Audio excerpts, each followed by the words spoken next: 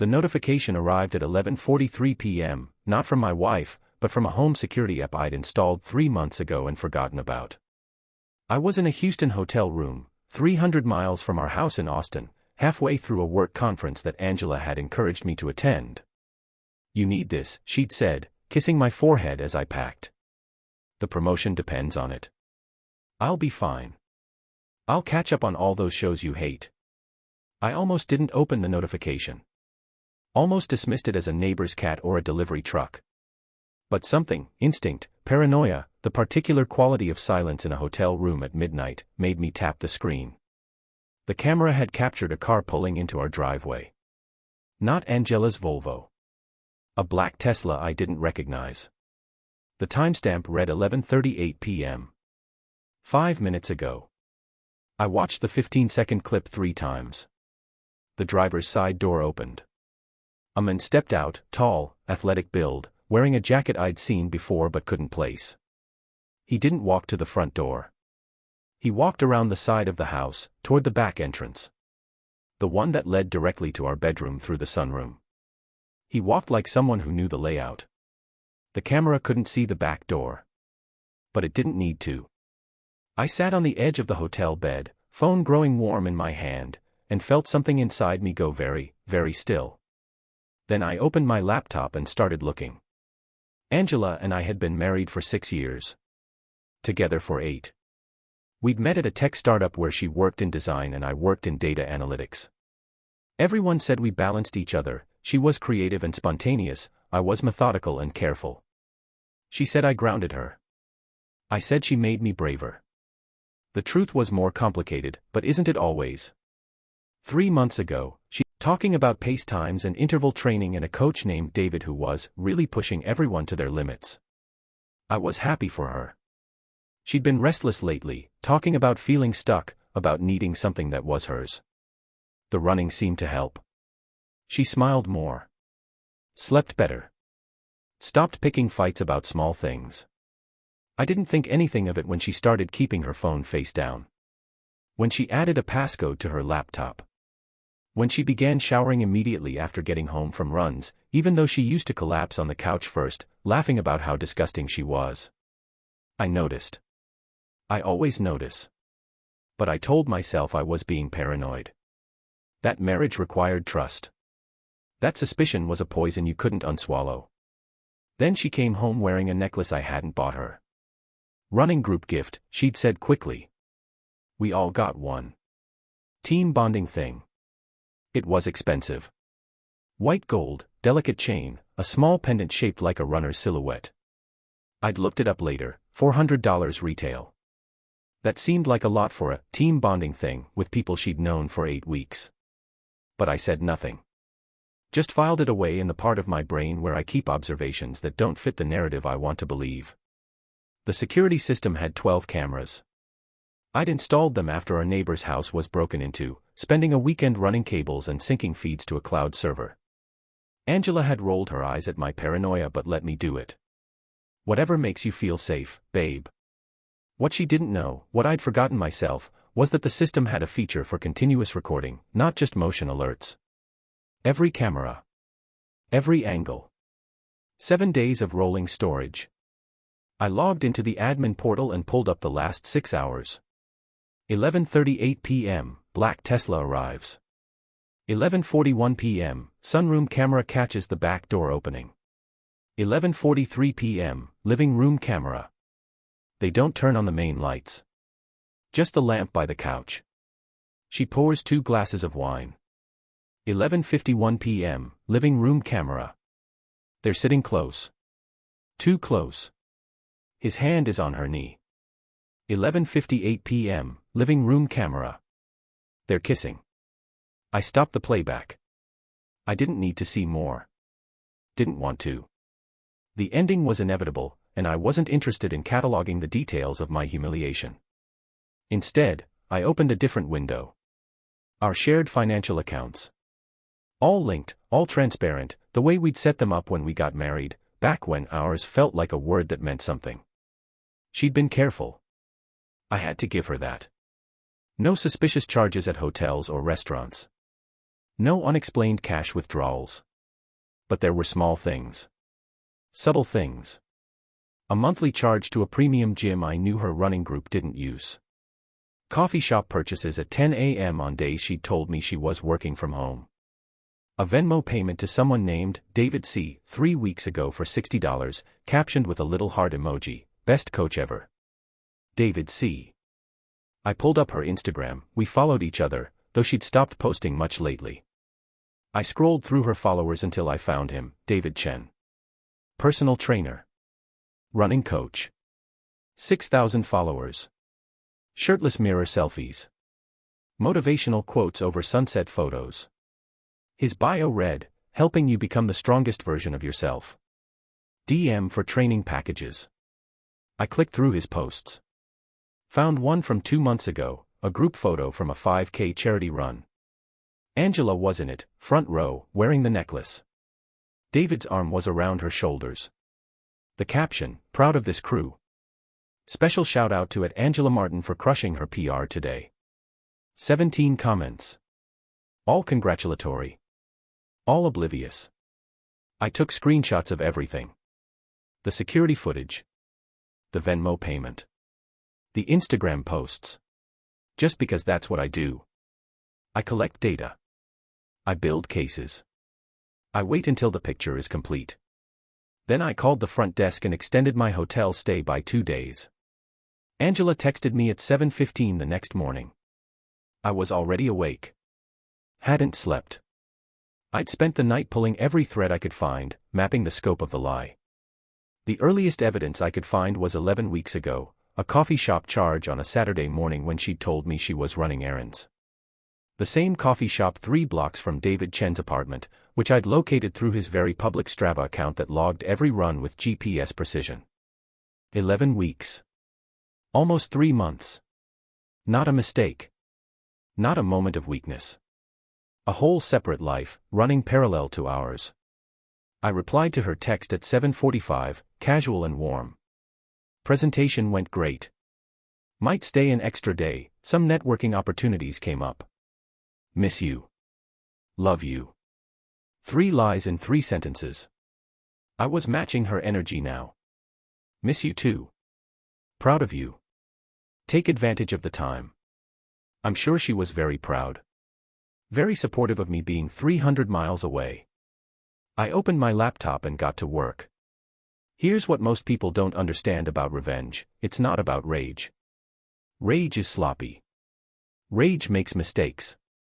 Effective consequences require precision, patience, and an understanding of systems. I work in data security. My job is finding vulnerabilities in networks, identifying points of failure, and neutralizing threats before they metastasize. I approach problems methodically. I document everything. I don't act until I have complete information. Angela Ha. D made 3 critical errors. First, she'd underestimated my capacity for observation.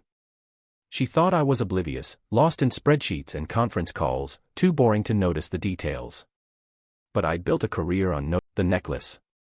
The public Venmo payment. The Instagram interactions. She'd started acting like I'd never look, never question, never connect the dots.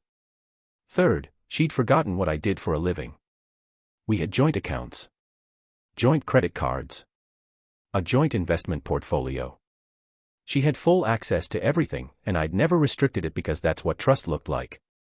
Or so I thought. But access flows both ways. I spent Thursday morning on the phone with our bank, our credit card companies, and our investment broker. Calm voice. Concerned tone. Patient explanations. I think someone may have compromised our accounts. Some unusual activity. I'd like to temporarily freeze everything while I investigate. Just as a precaution. Security questions answered. Identity verified. Freezes initiated. Joint checking, frozen. Joint savings, frozen. Joint credit cards, suspended pending fraud review. Investment accounts, locked for irregular activity investigation. My personal accounts, the ones in my name only, remained untouched. Fully accessible.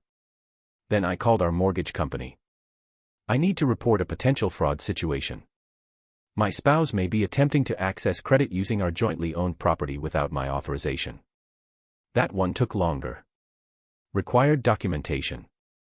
I sent them the security footage, carefully edited to show only the unauthorized entry of a third party into our home during my absence. Potential threat. Possible coercion. I needed to protect our assets. They placed a hold on any refinancing attempts or home equity access.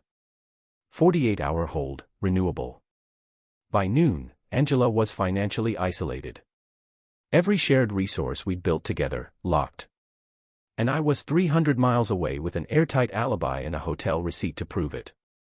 The first text, I'm in sessions all day, can't really call right now. An hour later. I called. They said there's a freeze on the account. Do you know anything about that? A freeze? No idea. Maybe fraud protection kicked in. I'll look into it tonight. By 5 p.m., she was panicking. It's not just the credit card. I can't access our savings either. Or the checking account. Everything is locked. What's going on?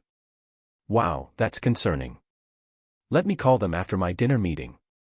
Don't worry, we'll figure it out. I didn't call anyone. I ordered room service and watched a movie. Her messages continued through the evening. Confusion turning to frustration turning to anger. This isn't funny, Michael. I need access to money. I have bills to pay. Why aren't you answering your phone? At 10:23 p.m., a different number called. I let it ring.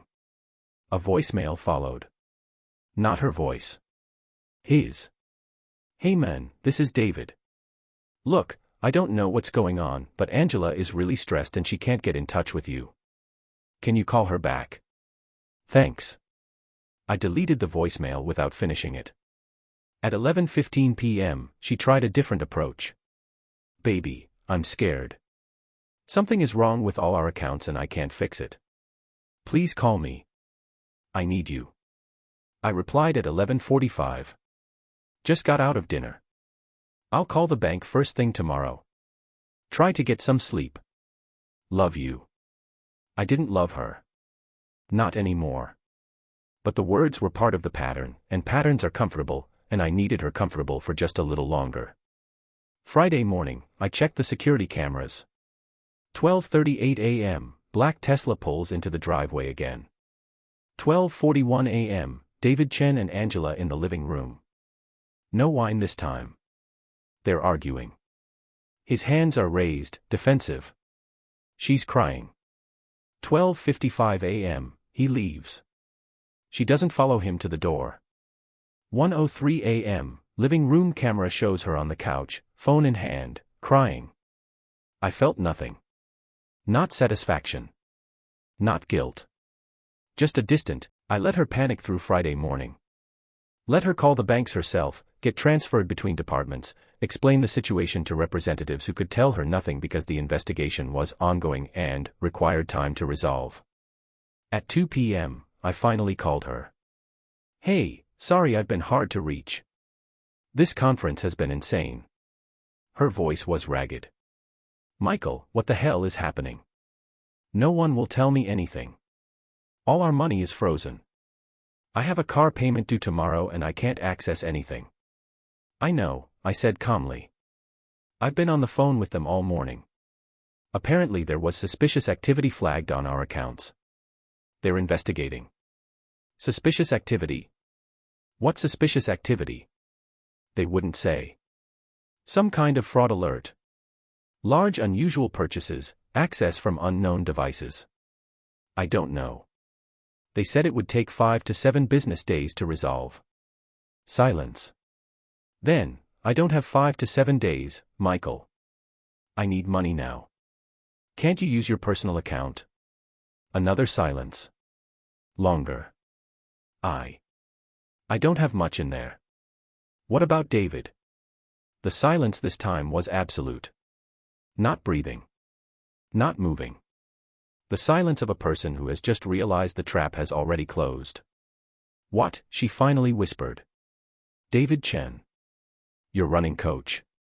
The guy who's been at our house the last 2 nights. The one whose arm was around you at 11:58 p.m. on Wednesday while I was in Houston. The one you've been Venmoing money to. That David. I heard her breath catch. Then. How do you?